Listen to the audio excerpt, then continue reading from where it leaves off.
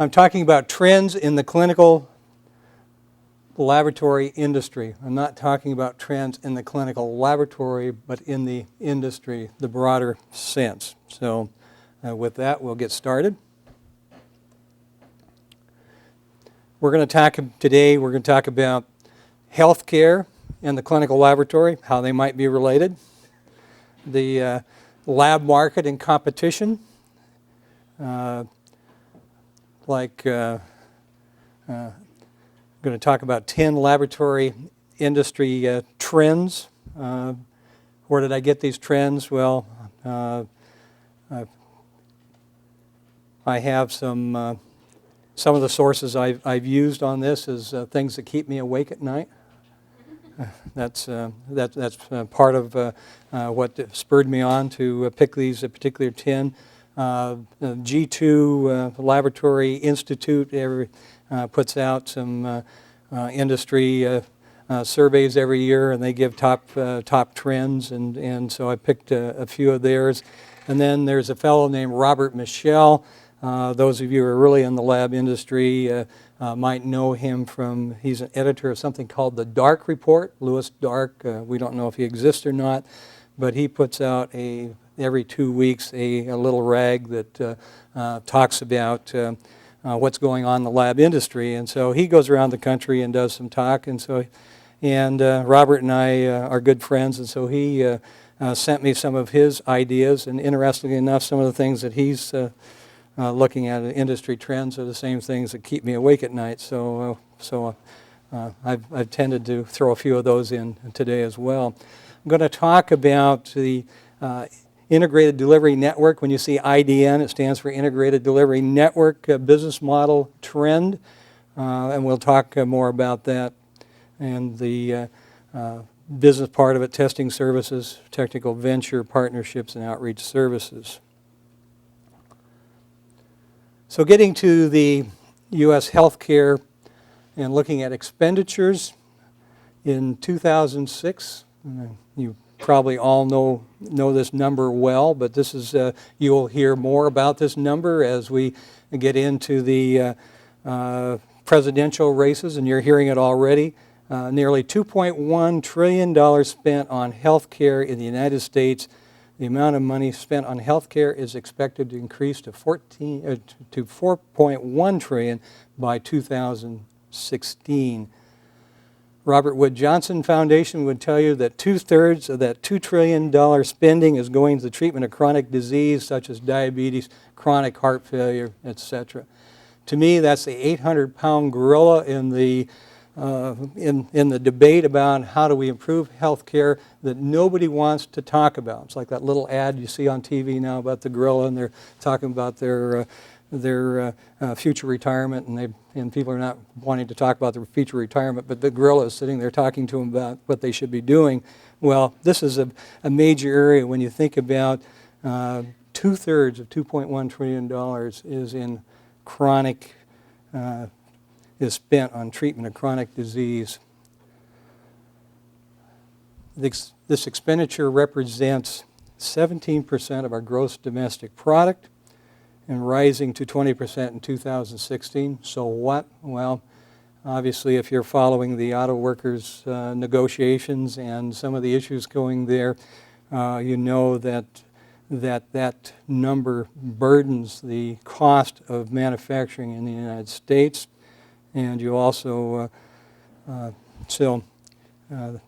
next largest industrialized nation spends 8% of the gross domestic product on health care.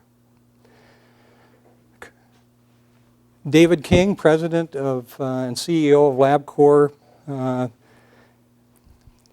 gave this quote, "Cost of health insurance is rising faster than salaries, with projections that major companies will be paying more in health insurance than the salaries to their employees."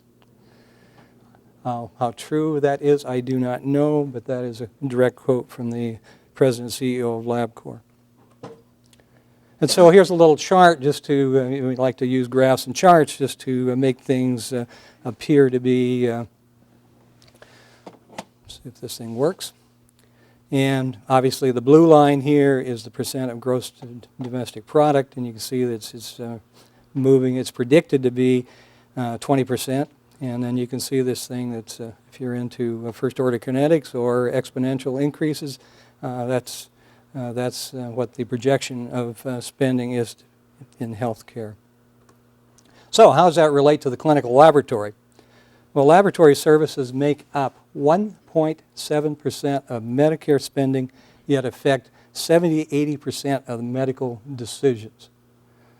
Expenditure on clinical laboratory tests is less than 3%, 2.6% to be exact, of the national health expenditure at $50 billion in 2006.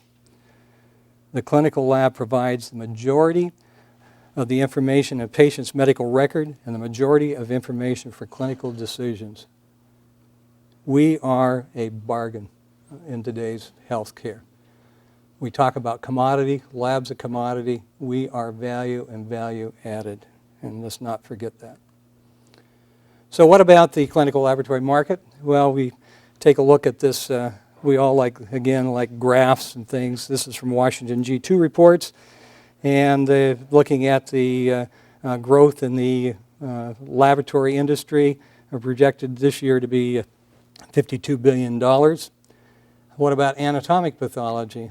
It's looking at 2006 to be $11.5 billion. And then how does the clinical laboratory market break down?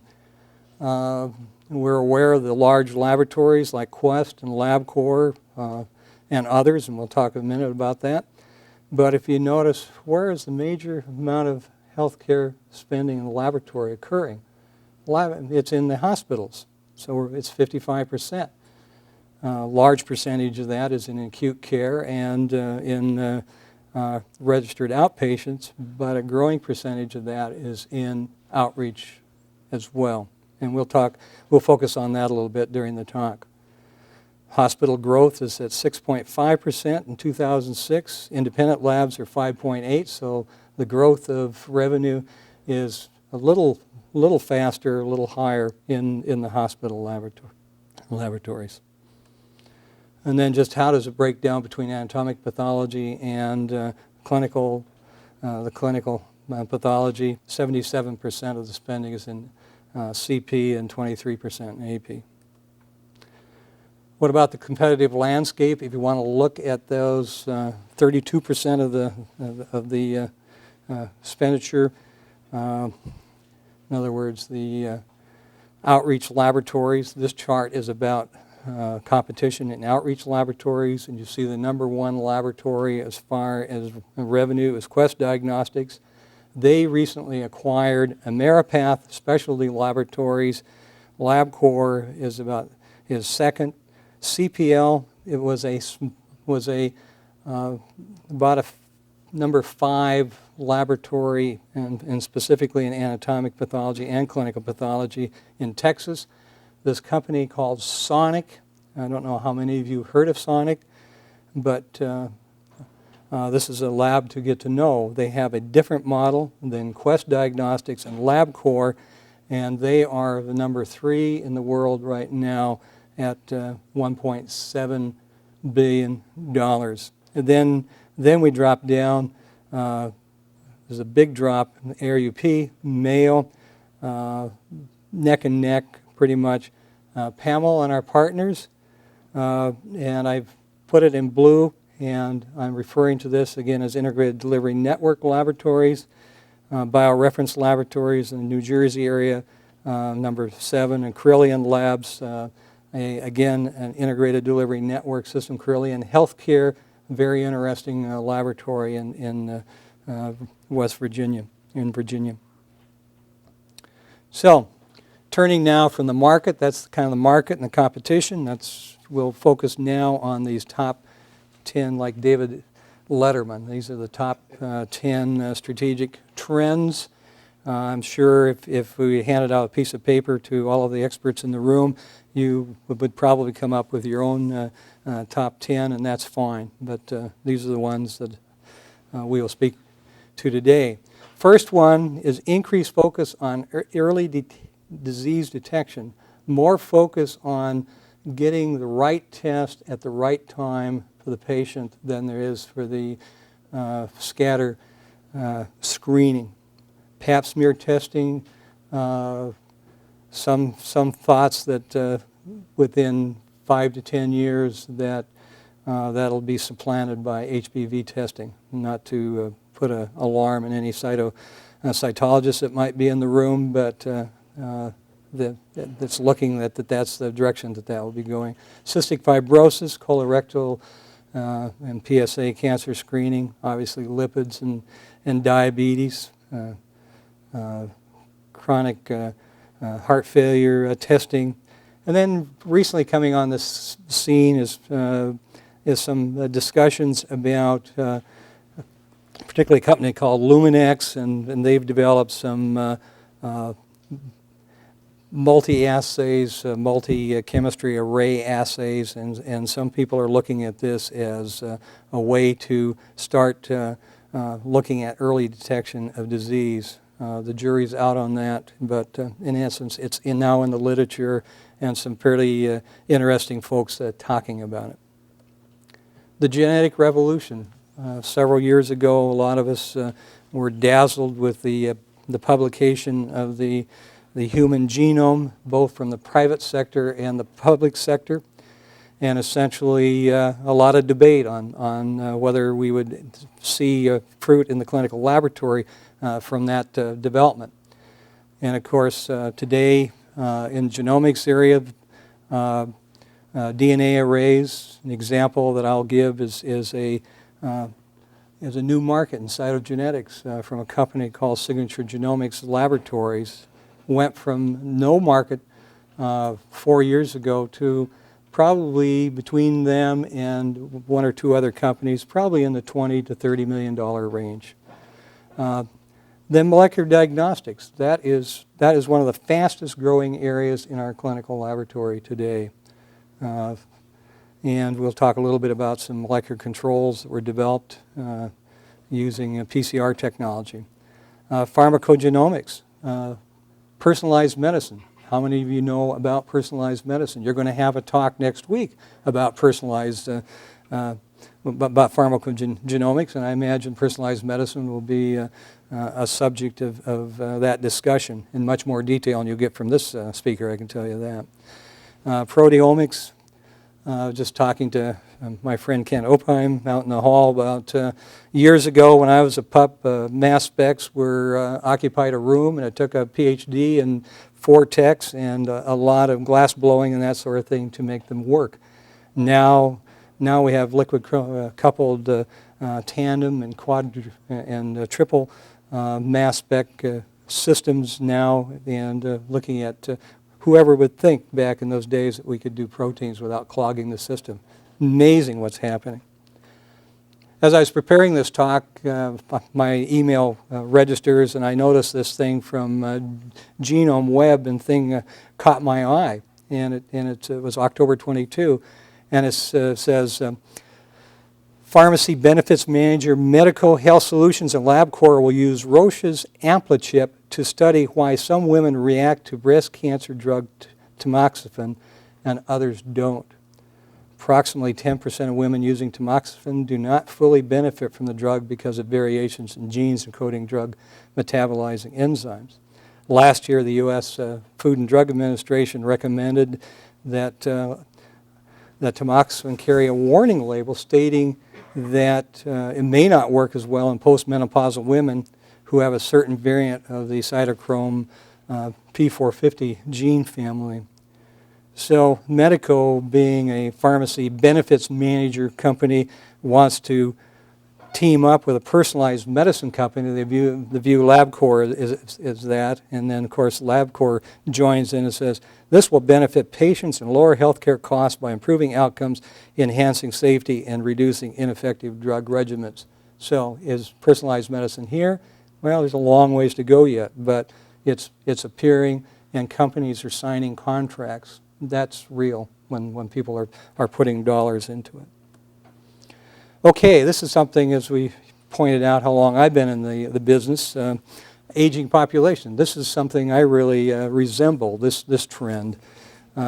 People over 65, and the reason why it's important for a laboratory to understand is people over 65 from statistics order up to 5 times the lab tests per year compared to under 65. Well, so what? Well, guess what? Here comes the baby boomers. They're 85 million strong. When will they hit? Well, this picture is of Kathleen Casey Kirschling. She was born 1 second after midnight, January 1st, 1946, and she's applied for Social Security benefits on October 15, 2007. She'll be eligible for her first check in January 2008. It is predicted that there will be more than 10,000 baby boomers a day coming through Social Security when the bolus hits. How are we going to pay for all that testing? I don't know.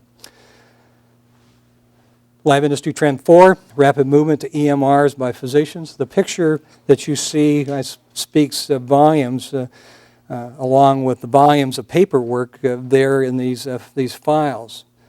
And that little insert showing, this is from one of the EMR vendors, showing the computer screen and keyboard, and essentially that that computer system will free up physicians to do what physicians do best, which is to treat patients and not have to worry about all the paperwork and that sort of thing.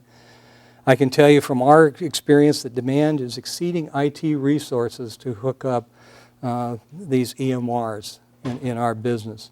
We had a debate several years ago in marketing whether they would ever be used for order entry, and are they more just a reporting system. I can tell you now that they're really being used for automated order entry, prescriptions, test ordering, and billing, and much more. And so they have, and of course the federal government is pushing this. This is one of the E-Link's major initiatives, and a waiver of the Stark regulations, which is very interesting. Us in the lab industry, there's limitations to what you can do as far as physician remuneration. But in this particular case, the OIG has given a special safe harbor for hospitals and laboratories to fund up to 85% of the expense of an EMR in a physician's office. My good friend Robert Michel feels that IT for the laboratory industry is a threat and an opportunity. He says that information is the end product of all clinical labs and pathology groups. Hospitals are now busy working to integrate clinical data into real-time patient EMRs. Why are they doing that? Hospitals need physicians and need referrals to hospitals.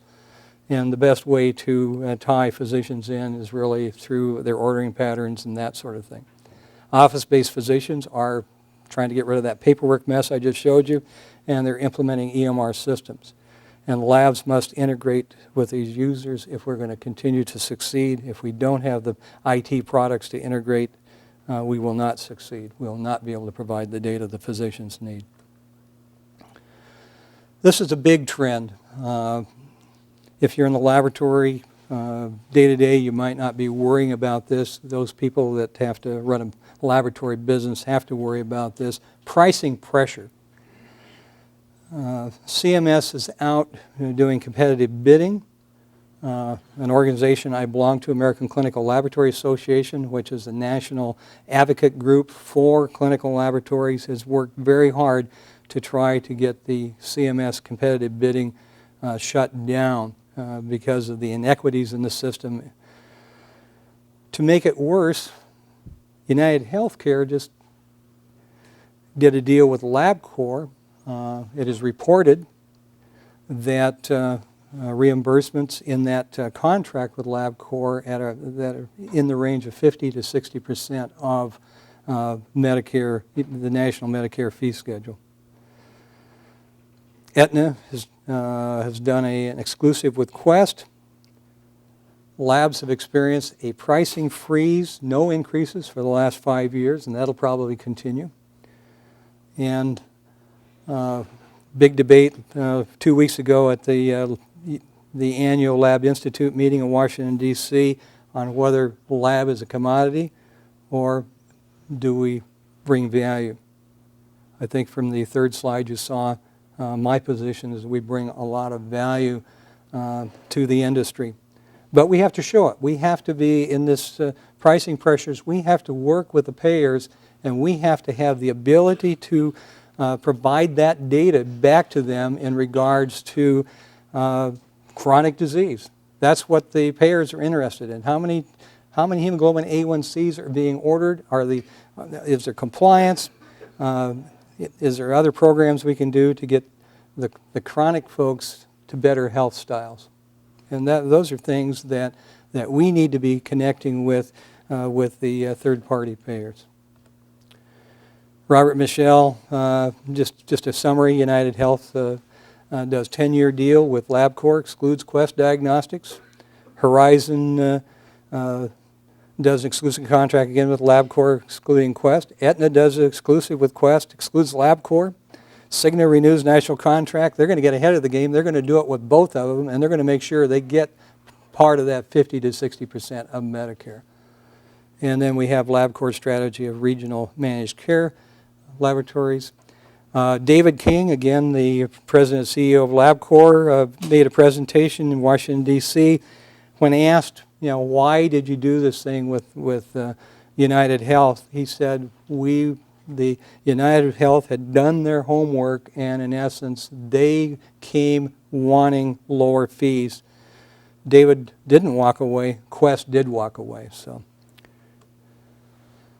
okay, what's another trend? Lab personnel shortages. Another thing that keeps me awake is essentially as we gear up and people want to use our molecular diagnostics or want to use our other services, we may not have the technical staffing to handle increases in workload and that sort of thing.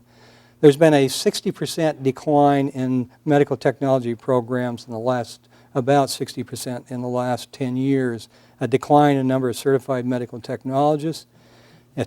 And obviously we've already talked about the baby boomers and essentially what impact that's going to have as we have the graying of our medical technology staff.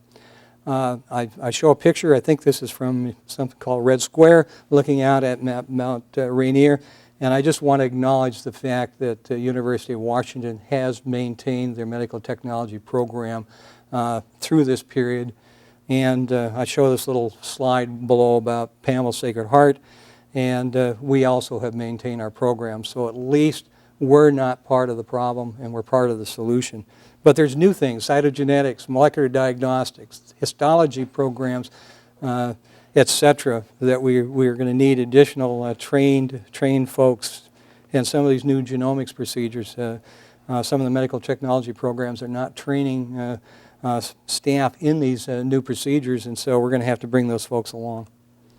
Laboratory industry trend number 7, proprietary tests, expensive licensing. This one, again, I borrowed from Robert, but I had one similar like this, except I liked Robert's wording a little bit better because I think he got to the heart of it. There's a steady growth in niche laboratories out there going in and cutting deals with specialist physicians.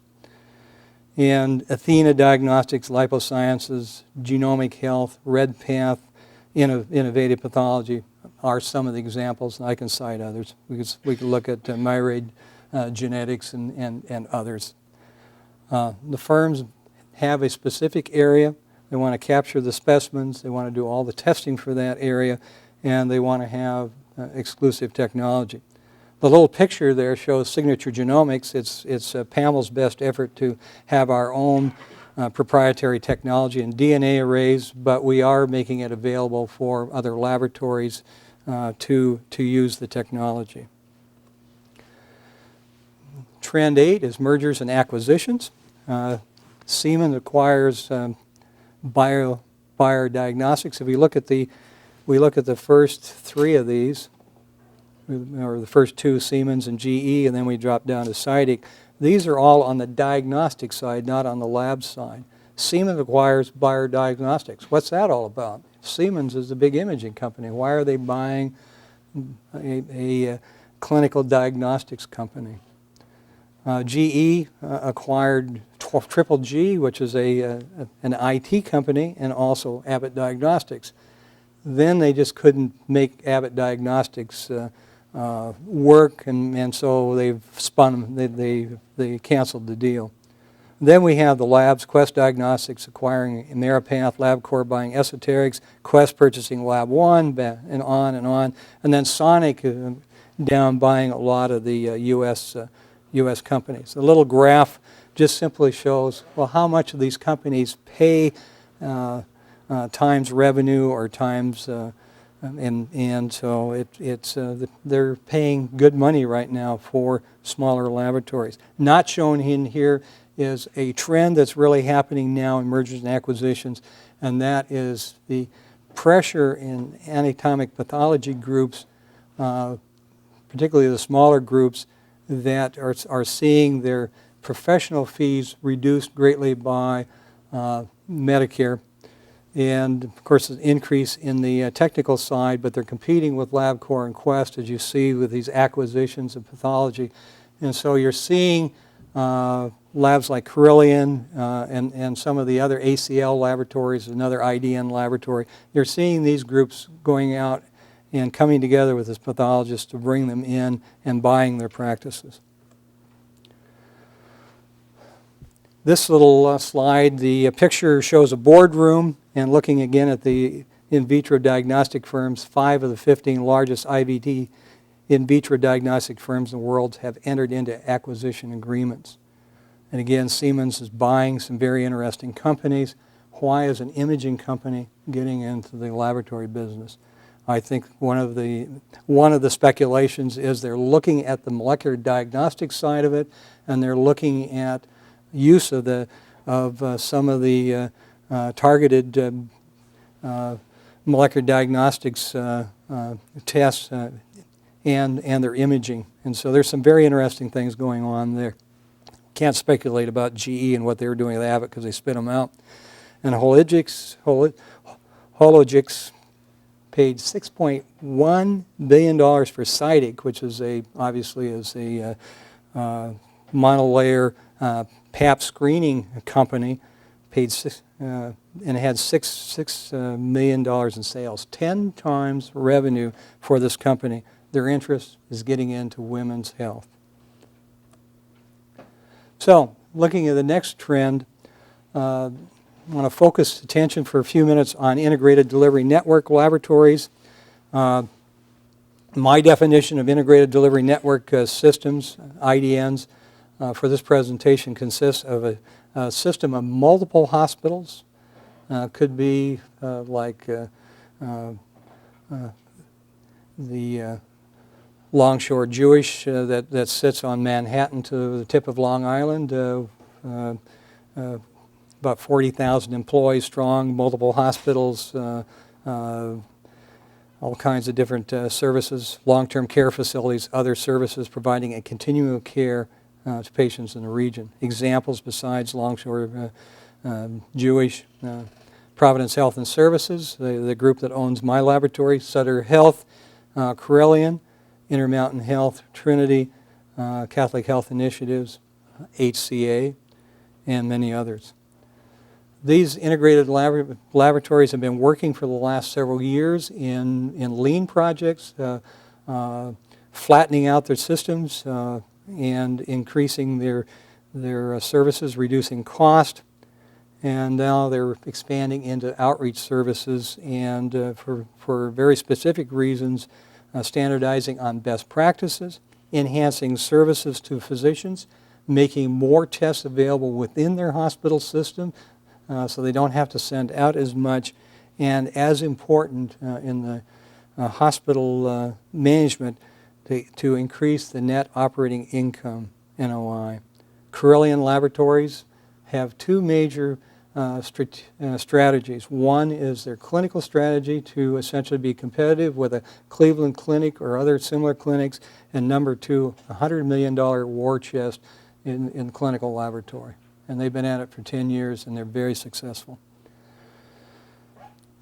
And this integrated delivery network laboratories, and I'm talking about integrated full service. We're talking about full service. We're talking about acute patient, registered inpatient, a registered outpatient, and then we're talking about the outreach, all integrated into a singular system. And this is an expanding industry trend that can become a disruptive trend for major independent laboratories. What's the key issues keeping these IDNs from moving forward? And why are they interested? There's a couple questions here. The hospitals face declining reimbursement over the next 5 years. Physicians are in competition with hospitals. Some physicians, not all physicians, but some physicians are in competition with hospitals for more profitable business. And they've set up things called boutique hospitals. It has Congress's attention. Regional population growth may not be sufficient to meet hospital net operating income. That was the issue with Carilion. The population growth in West Virginia just didn't sustain where they needed to go, sustain it, and therefore they need to go outside of their circle and bring in additional revenue. Laboratory and imaging are just two of those areas. Hospitals have a high fixed cost in laboratories, and so obviously the more work you can bring in, you begin to spread the cost out. But one of the problems, hospital labs typically lack key IT and operational infrastructure components to compete with the large outreach laboratories. So what are the strengths of these integrated delivery network systems? Integrated clinical patient data, which can provide a health information network to physicians with hospital outreach lab test data, and that's huge. The major laboratories cannot do that. Your hospital information systems can push out to the physicians the data within the hospital or the hospital systems. And then obviously if you control the outreach as well and your tertiary outreach laboratories are feeding in all of this, then that physician's desktop will have all of that information, minimizing duplication, essentially giving the physician faster access to the whole clinical picture. These hospitals, if they're service-oriented, can have excellent turnaround times. They have a quality reputation. Pathologists are keys in those hospitals as far as representing the hospitals and being able to support these programs. And obviously they have medical office buildings that they can control. So talking about PAML real quick as an example of an integrated delivery network laboratory. As we're based in Spokane, Washington. What good could come from Spokane? Well, we're there. And we're those east side of the state guys. We're owned by Providence Health Services, as Mike indicated, 1,300 employees. We cover 5 states as our core business. We have 4 major service lines: esoteric reference testing, technical ventures, venture partnerships, outreach services. And so looking at the campus, this is Sacred Heart Medical Center here, and the large hospital here, and then the Children's Hospital and some other services here, a heart institute here, and then PAML occupies a building south and west of the hospital. The hospital laboratories within the hospital complex, and then we have a health research center down here where we do our molecular diagnostics and cytogenetics. We're looking to integrate all this with a tube system. Right now it's done by curring highly labeled and specified sample racks and that sort of thing, but very integrated laboratory. PAML does high volume, rapid esoteric. We also have a SAMHSA laboratory and a virology laboratory and some other things over there. Sacred Heart has most of the esoterics going on in their laboratory. They do about 57% of PAML's work, and combined we do over 6 million tests. I think it's at 7 million now. One of our technical ventures, Signature Genomics Laboratories, we were handed this thing. Sometimes fate just comes along and says, here's an opportunity. And you just got to be bright enough, and thank goodness we were, be bright enough to seize the opportunity and do something with it. Our co-director of our cytogenetics laboratory, Dr. Lisa Schaefer, and our co-director of the molecular diagnostics laboratory, Dr. Bassem Bajani, came up from Baylor College of Medicine and essentially moved to Spokane, and they had this idea. We have a DNA array. We know how to put the genetic SNPs on that slide. We can fix them on that slide. We have the technology to do it, and in essence, we can get you into a whole new field of cytogenetics if you'll just put some money into it. Well, hospitals aren't really great at venture capital funding, but we were able to talk Sacred Heart and Pamel. We put some dollars into it, and the venture is now 4 years old and very profitable. As I indicated at the beginning of this talk, when we talked about the genomics trend, this was a $0 marketplace, and in essence, there was a debate of whether there would be a market for this. It is now probably a $20–25 million marketplace and growing. As we introduced cystic fibrosis testing, Dr. Bajani, a name that kind of appears in some of these ventures, was made aware, and one of our technologists, our developmental technologists, was pointed out, gee, we bring this cystic fibrosis test online, but none of the people doing cystic fibrosis in the country, I don't care if it's REP, it's Mayo, or anywhere else, have controls except for using patients with CF variants. And by the time you load all of those patient samples into those wells and that sort of thing, you dilute the testing out so far that you don't know whether you're in control or not.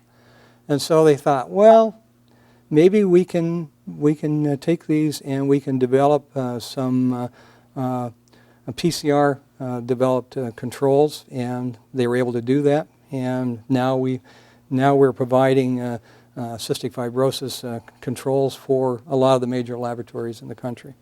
Again, we're niche players. We're not huge in a lot of areas, but these are a couple areas where we just happen to be at the right place at the right time.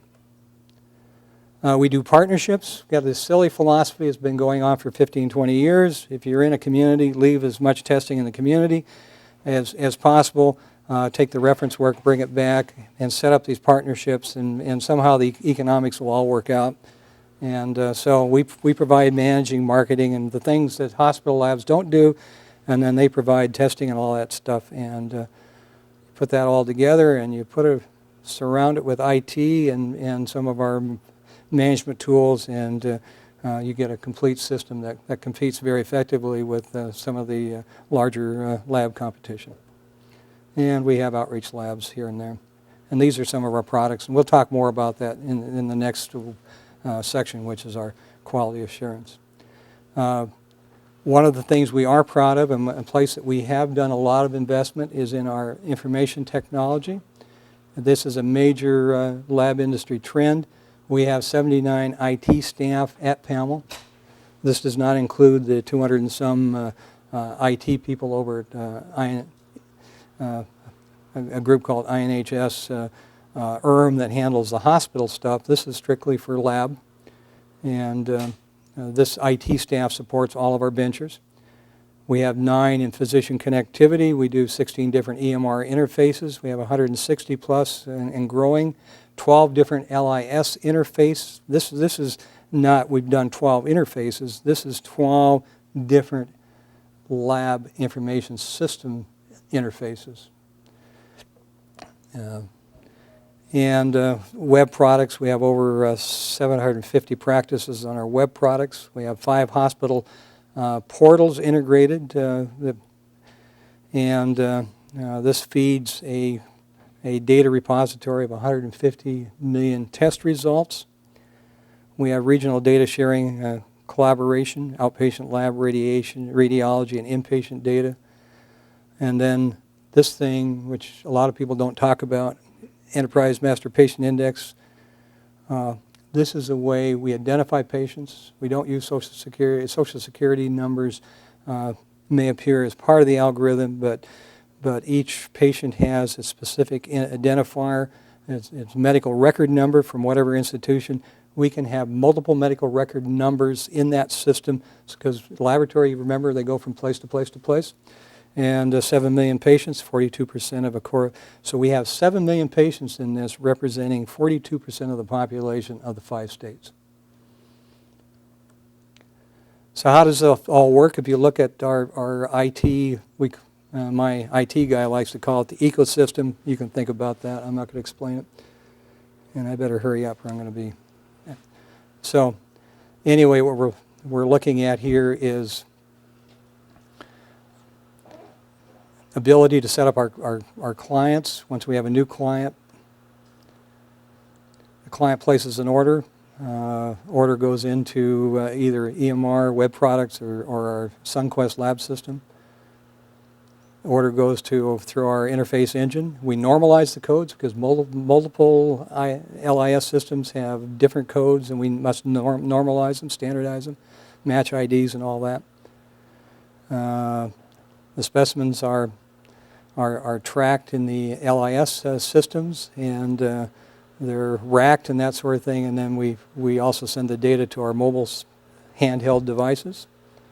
The automation line get the result, send it back to the LIS. We've got a QNS or something. The exception goes to our client relations management, our help desk, or call center, if you will. And that contains all of our customer service cases, and essentially if it's QNS, then it's teed up automatically for the client to be called. The LIS sends claims to data billing. Payer sends back the electronic remissions and EOBs and that sort of thing. And then reports go back to the client, and lo and behold, then all this data goes into our data warehouse to be mined for payers or whatever. Then the last one is our quality management methods. Is essentially we're rediscovering quality, Lean Six Sigma, rapid process improvements, developing cultures of quality. And the idea here is you can't manage what you can't measure. And then looking at that outreach advantage stuff we just talked about, we're going to look at mainly the pre-analytical and post-analytical, because that's where, in my business, where most of the errors happen, not in the clinical laboratory itself.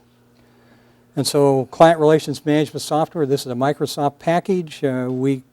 We took their basic product that works through Microsoft's Outlook and essentially brought in consultants, and we developed a lab-specific, clinical laboratory-specific CRM product. And the value of this is we want to know as much about our clients from their calls as we know about how much revenue they spend with us. By implementing CMR, over 3 years, phone response time has improved and maintained at threefold levels. We have been able to handle a 15% increase in volume of calls without adding staff. Lost account revenue due to service-related issues has dropped from 20% to 0. Response time to specimen resolution issues detected in accessioning triage has reduced the same day. So what kind of data do we look at? Looking at Pareto reports. They want number one is they call in for results. Sometimes these are, we've sent out interfaced results, so sometimes it's easier to call our call center now than it is to look it up. So we're working on some of those issues. Add-on tests are very, very helpful, etc. And then our OA mobility. This is an integrated route planning, scheduling, dispatch, and specimen tracking. We have developed the technology, we own the technology, and what it's done is improve the efficiency and logistics. A little handheld device. These are GPS, so we can track the couriers. And of course, my this is my operations officer that says we've established this world-class logistics. But anyways, it's neat and it works well. And the key improvements, we've dropped our missed pickups and we've improved our lost specimens. Looking at total, this was a PAC lab. This is our big lab over here. And our threshold was 0.002% of all pickups, and we never hit it. And we had to do centralizing of the logistics and that sort of thing. But then by automating, we're now way down, way below. And then lost specimens, we're setting an industry standard in number of lost specimens per accession. And then with our IT improvements, we've been able to get rid of our older interfaces and better staff that. Downtime performance has improved, and clear downtime notification procedures are published now, so if something does happen, our clients know about it, and we give them a time when they're going to be back up, and usually we're back up in a very few minutes. So I want to thank Rosalie Allen, my Chief Operating Officer, Mark Johnson, my Chief Information Officer, Noel Mehring, Chief Marketing Officer, Kurt Rogers, my Chief Finance Officer, and Robert Michelle, Editor of the Dark Report, provided slides and sort of things that I could make the presentation today. So thank you, and I'm open for questions.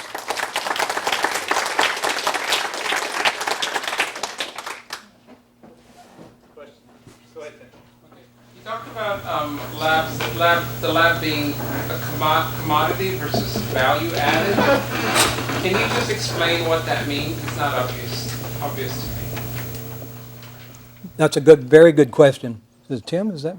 Yeah. Okay, Tim. Can you repeat the question just so that other people? Well, the question is, could you explain commodity versus value added? And commodity just simply says that we're in a lab business where we can sell our lab tests at 50% Medicare and that sort of thing. And in essence, any lab in the country can do that. Don't need to be a local lab, so that whoever needs that lab service can just go out and pick the low-cost bidder and send it that way. Does not recognize doctor-doctor interactions and all that sort of thing. The value-added piece of that is that doctor-doctor interaction from your medical director, your technical directors, and that sort of thing, that can help guide what they do with those results. So commodity is, yeah, you can just sell it on the market. It's kind of like Walmart versus we do have value, and we need to show that, and we show that through our ability to interact with the physicians, and also we show that in our ability to provide key data back to the insurance companies that help them then reduce that major 2/3 of the $2 trillion. So that's where I'm getting at value. I don't know if that helped you or not. Thank you. Go ahead, Noel. You talked a lot about IT, and in the last couple of months I've heard reports in the lay press about both Microsoft and Google offering sort of data warehousing services, and it sounds like it's mostly directed at patients. Are these are these going to play any kind of significant role in the way that health information is managed and distributed, or do you see these as very niche? It's a great question. The question is on these, as I take it, these are, you're talking about Microsoft. We know that fellow that used to be head of AOL. We know that some other companies have kicked in, even Walmart, kicked in some serious dollars in regards to setting up a patient portal, if you will, or a patient medical record that the patient can access, keep track of. I think it's a significant